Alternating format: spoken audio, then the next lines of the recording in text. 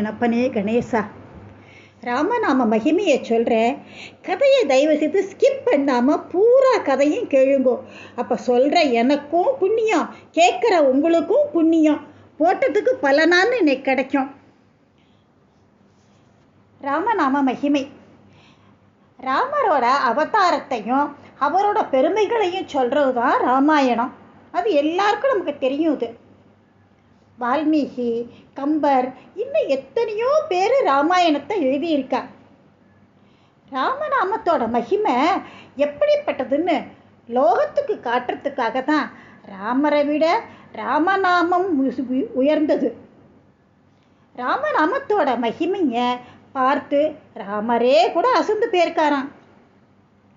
ராமபக்தனான அனுமான், என்ன பூஜை பண்ணாதீங்கோ, நீங்கள் ராமநாமத்தை சொல்லுங்கோ, ராமநாமம் எங்கெங்கெல்லாம் ஜெபிக்கிறதோ அங்கெல்லாம் நான் நிச்சயமாக வருவேன், வந்து அவளுக்கு என்ன பண்ணணுமோ அதை பண்ணுவேன் அப்படின்னு ஆஞ்சநேயர் சொல்கிறார்.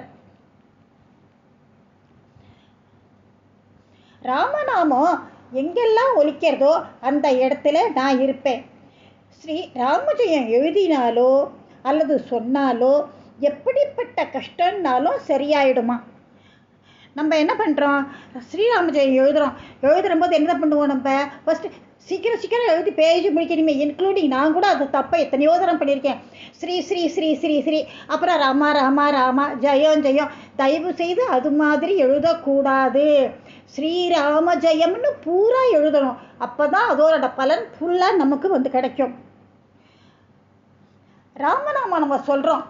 அப்போ என்ன பண்ணணும், அனுமானுக்கு ஒரு பலகா போட்டு பக்கத்தில் ஏதாவது கொஞ்சம் பிரசாதம் வைக்கணும்.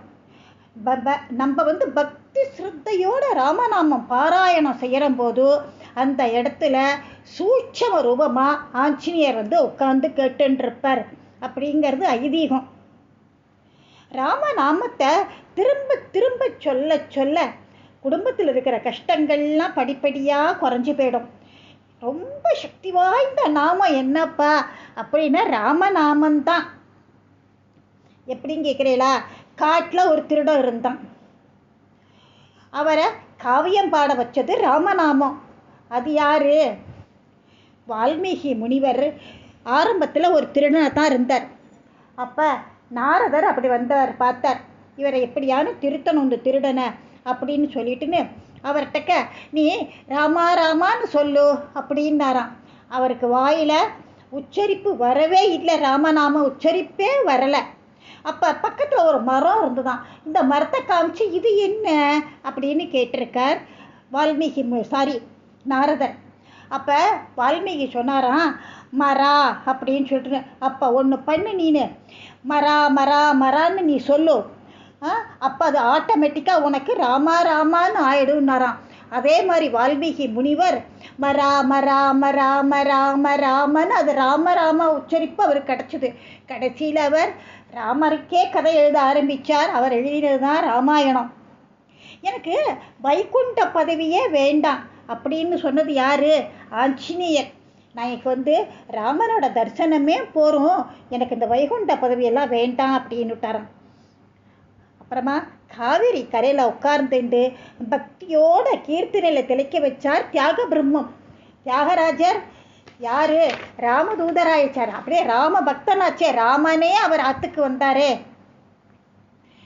மும்மைசால் உலகுக்கெல்லாம் மூல மந்திரத்தை முற்றும் தம்மையே தமர்க்கு நல்கும் தனிப்பெரும் பதத்தை தானே இம்மையே ஏழ்மை நோய்க்கும் மருந்தினை ராமன் என்னும் செம்மை சேர் நாமம் ராமநாமம்.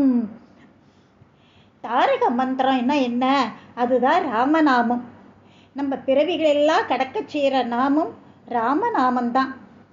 பாருங்கோ, ரா அப்படின்னாக்க நம்மளோட மூலாதாரத்தில் அது தொடங்கிறது. ராங்கிற ஒரு அக்ஷரம் நம்மளோட மூலாதாரத்தில் தொடங்கிறது. அப்புறமா மா, அது உச்சின் தலையில் உள்ள 1000 இதழ் தாமரை சகசிராரம் வர போய் குண்டலி சக்தியை எழுப்புறது.